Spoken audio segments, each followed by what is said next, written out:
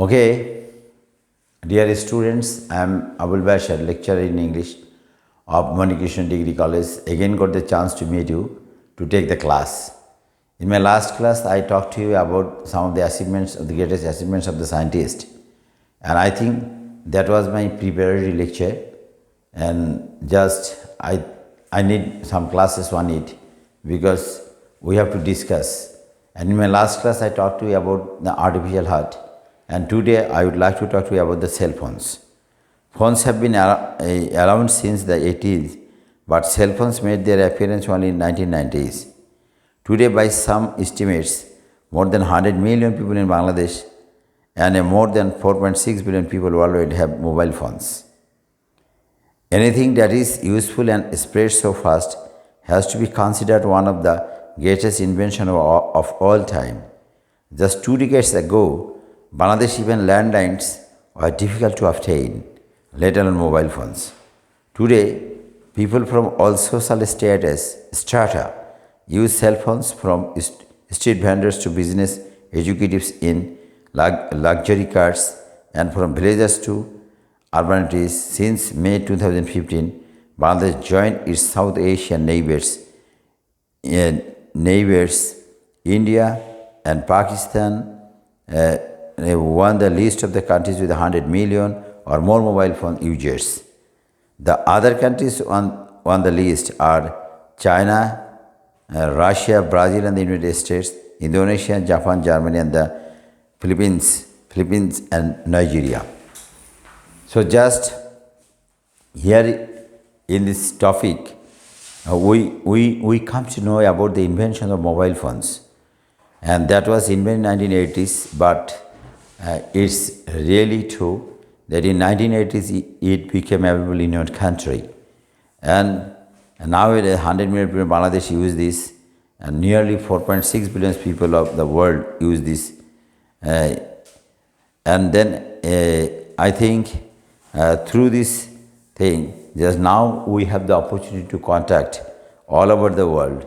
Just we can contact various countries of the world, especially with India, Pakistan, and then other countries, I think Russia, Brazil, United States, America. So especially it's a great blessings of the wonders of the science.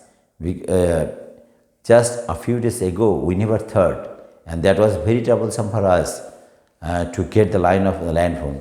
But nowadays, mobile phone is very common to all. Especially in our country, you have the opportunity to see that the street vendors to the rich people use this. Even nowadays, we are getting various type of smartphones, and which can be used instead of the laptop. And many of the people sitting in their cars and in buses, they can continue carry on their official duties. And especially we have the opportunity to contact with our near and dear ones, those who live in the foreign countries and far away from others. But we have the opportunity to make contact, to talk to them, to get news of them, and just we have the opportunity to exchange our views with the others. And then in the next, just we have the opportunity to know about the personal computer. Today, we take for granted that we have one machine that allows us to access the internet.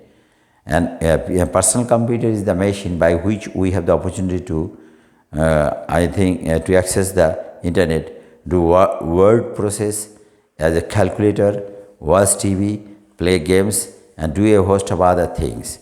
And by the help of the personal computer, we have the opportunity to access to the internet, and the people, those who are expert about the internet, they can process their words and they can use calculator and something else by the help of the personal computer. But the personal computer only became available to consumers in 1974. And I think that became available only, that is in 1974. Things really took off when Microsoft Windows was introduced in 1985. The Microsoft Windows became available in 1985, and that is very favorable to the users. And it's a good that was, since without the prevalence of the personal computers, the internet would not have had already as big as impact as it has ever since.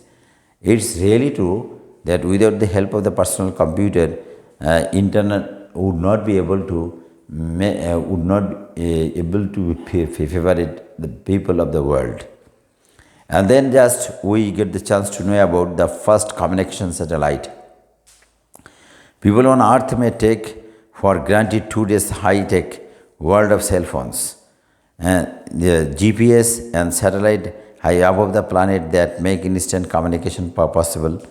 But it all began 50 years ago with one giant space balloon. 10 July 1962 marked the birth of the satellite communication. On this day, the Telestar satellite commenced its journey into space and became the first ever active communication satellite. It carried the first live transatlantic TV broadcast. Telestar was built by a team as Bell Telephone Laboratories in USA and incorporated many innovations as the transistor and 3,600 solar panels and powered the satellite. Telestars produced 14 words and relayed its first and non-public television pictures on 11 July 1962. The satellite could carry 600 voice calls and one black and white TV channels from an egg-shaped orbit.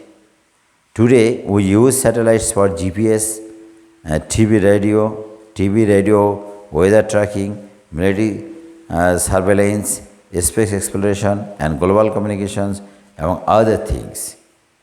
So, just here in this extract, the students have to opportunity to know about the first communication satellite. I think the satellite by which we had the opportunity to observe the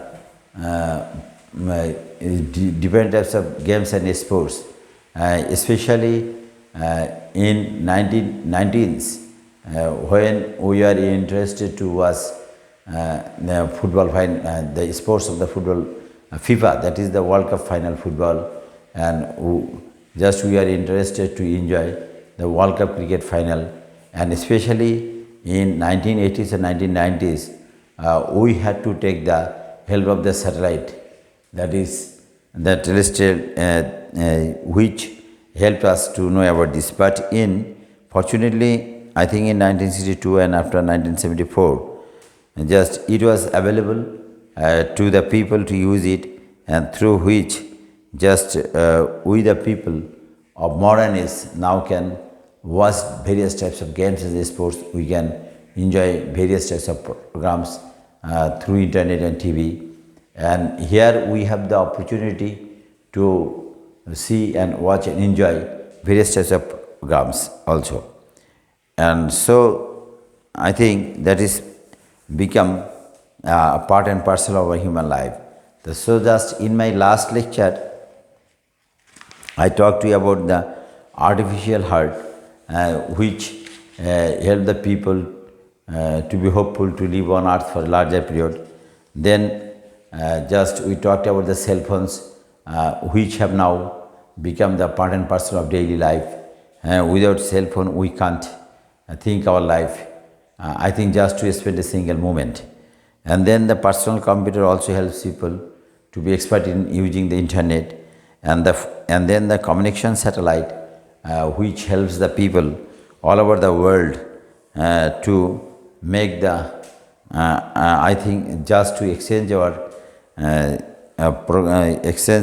communication with others very successfully. And so these are the most important invention of the science, which have become the part and parcel of our daily life.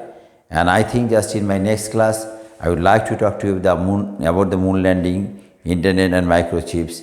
And so now I would like to conclude the lecture. So thank you all. See you again.